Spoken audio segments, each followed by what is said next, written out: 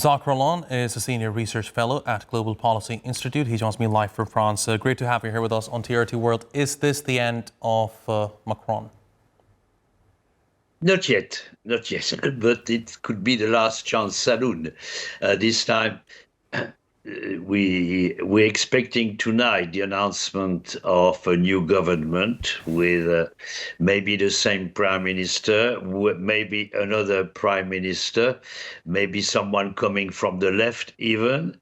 But in order to form a government able to push through a budget before the end of the year, if there was no possibility of forming a coalition government for a while, then you would have the next step would be a snap election, be dissolution of the parliament, new elections.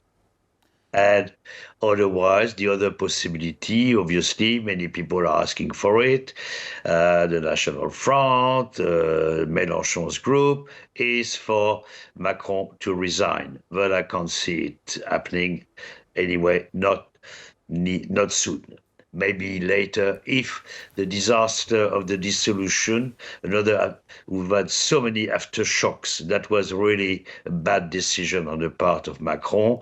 Macron is seen today as very toxic, and very few people are ready to come to the rescue, and some people call it that joining a Macron government would be like jumping on the Titanic. And, if I may to that point,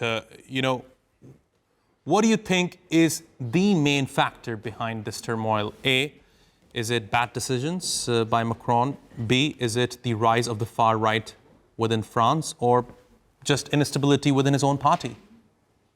The main factor is obviously this dissolution, which was disastrous and made France impossible to govern. Now it's impossible to find a stable majority. So that is the main problem. The other problem is the fact that France is a presidential regime and that some of the leading members of parliament are looking towards the presidential election of 2027. They are not interested in the national interest, the short-term national interest, which is to try to come up with a budget and calm the markets. That is the other factor.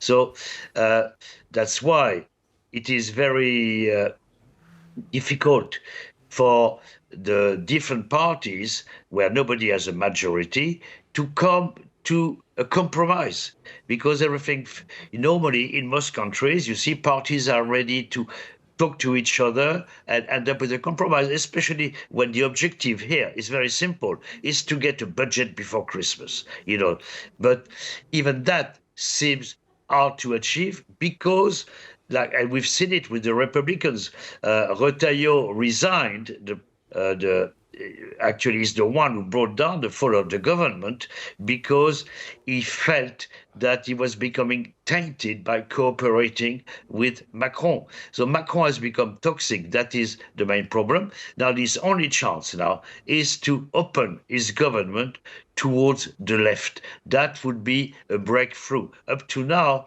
he hasn't done this step. He hasn't taken this step, and all the government actually have been Macron's government. This time, Macron will have to show that he's listened to the people, that he's no longer the boss. And to that point, Jacques, about the people, of course, Emmanuel Macron says that he is here to stay. He's going to finish his term, which expires in 2027. But I think we have to take into account what the French public wants, right?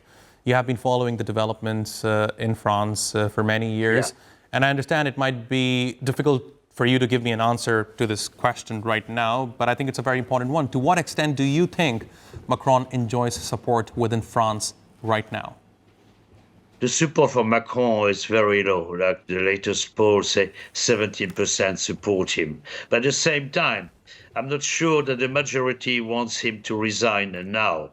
And especially the people on the left and the Republicans. If he was to resign, and it was a snap election, therefore his supporters, all the center parties will be wiped out. And we know what will happen. It's probably a victory for the National Front and Marine Le Pen. And none of the parties. That's why we might not get total chaos now, because no, the Republican Party and the Socialist Party, the two government parties who have ruled France since 1958 until 2017, would suffer in either a snap election or a quick presidential election. So for them, it's better to wait and hope to kind of see the situation settling down. And that's why I can't see Macron resigning immediately. And I see that he will do everything to avoid a snap election, which would wipe out his previous supporters. He would even have less supporters, and the country would be very difficult to govern. That would be so. That's why we are now in a last chance saloon situation. Tonight is going to announce a new government. We'll see what happens, and certainly.